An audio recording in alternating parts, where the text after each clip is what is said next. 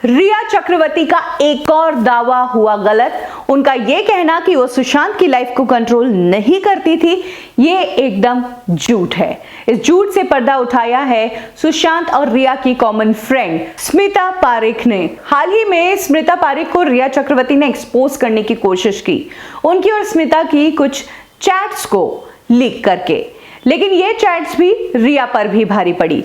और अब स्मिता ने एक चैनल को इंटरव्यू के दौरान बताया कि रिया चक्रवर्ती सुशांत की लाइफ और करियर दोनों को जबरदस्त तरीके से कंट्रोल करती थी। स्मिता ने एक इंसिडेंट बताया है जब उनके पास एक फिल्म की स्टोरी आई थी। एक्चुअली कोई आर्मी के रिटायर्ड पर्सनल थे जिनको स्मिता जानती थी। उनका कारगिल में बहुत बड़ा अचीवमेंट था और इस युद्ध में उनका रोल बहुत बड़ा था। उन्हीं की लाइफ पर एक फिल्म बनाने की तैयारी की जा रही थी। फिरोज नाडियाडवाला से इस फिल्म के बारे में बातचीत हो गई थी। फिरोज नाडियाडवाला को स्टोरी पसंद आ गई और क्योंकि स्मिता सुशांत को जानती थी तो फिरोज नाडियाडवाला ने कहा था कि सुशांत बहुत ही ब्रिलियंट एक्टर है, वो इस फिल्म के लिए मुझे बिल्कुल सही लगते हैं। स्मिता ने भी कह दिया कि वो सुशांत से इस मामले में बात जरूर करेगी। इसी दौरान स्मिता के घर पर एक पार्टी हुई जहां पर उनके एक दोस्त आए जो बरजात्यास की कंपनी में काम करते थे और तभी उन्होंने सुशांत को भी वहां पर देखा क्योंकि उस पार्टी में सुशांत भी इनवाइटेड थे।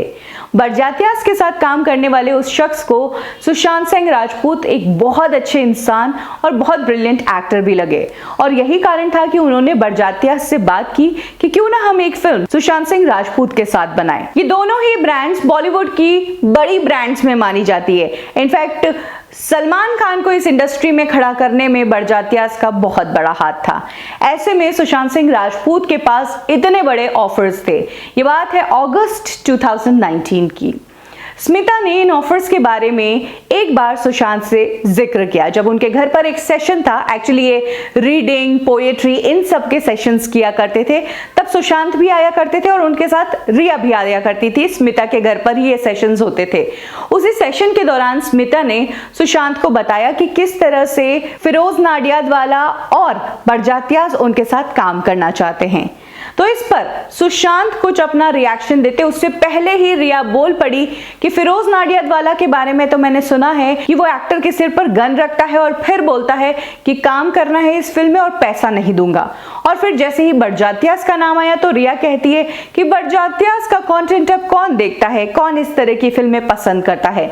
तो कुछ इस तरह से सुशांत के फैसले या कुछ बोलने से पहले ही रिया चक्रवर्ती ने इन दोनों ऑफर्स को वर्बली मना कर दिया। किस हक से, क्यों?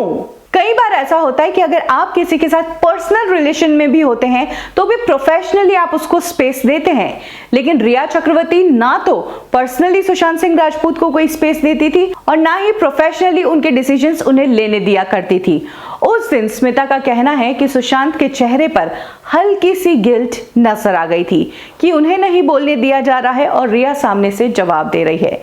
इसके बाद रिया की बात को समझते हुए सुशांत को भी दबाव में आकर ये जवाब देना पड़ा कि हम अभी जिन प्रोजेक्ट्स पर काम कर रहे हैं एजुकेशन वाले, अभी हम उन पे ही बात करते हैं, इन सब के बारे में हम अभी बात नहीं करते हैं। स्मिता का कहना है कि इतने बड़े ऑफर्स भी रिया के कारण सुशांत नहीं कर पाए।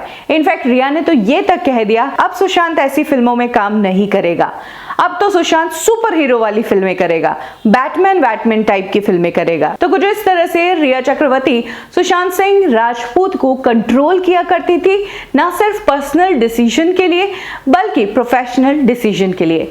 कि दूसरी बात सामने आई है कि रिया चक्रवर्ती कितना सुशांत को प्रेशराइज किया करती थी।